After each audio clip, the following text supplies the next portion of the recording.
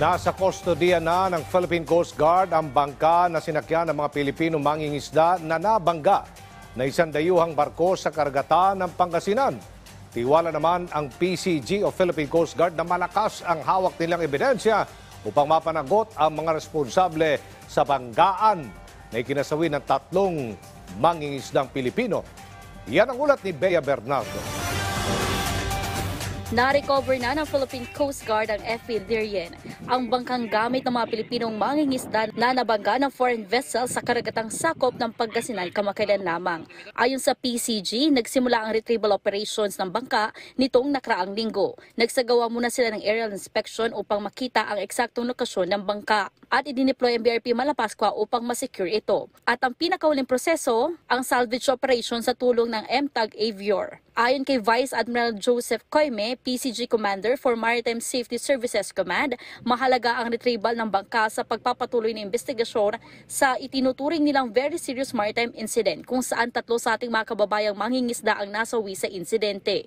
Makikita po natin initially sa physical inspection, wala na siyang katig. Kasi if you compare the original design, may mga katig siya, outrigger. Batay pa rin sa takbo ng investigasyon, ang MT Pacific Ana na may dalang watawat ng Marshall Island ang itinuturong nakabangga sa ating barko.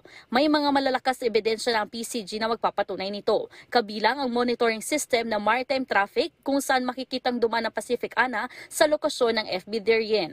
At may saksi na ring hawak ang Coast Guard na magtuturo sa barko ng Marshall Island na bumangga sa ating barko. Nakipag-ugnayan na ang pamahalaan ng Marshall Islands sa Pilipinas. Sinabi nilang nagsasagawa na sila ng sariling investigasyon sa insidente at nagpahayag ng interes na magsagawa ng ocular inspection sa FB Dirian.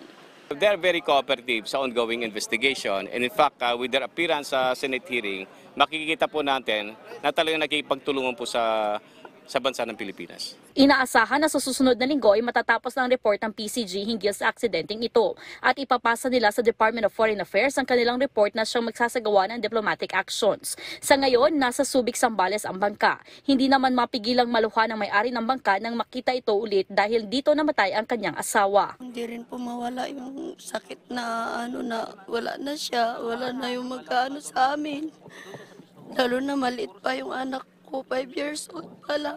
Hindi muna ito maibabalik agad sa may-ari habang iniimbestigahan pa. Bea Bernardo para sa Bayan.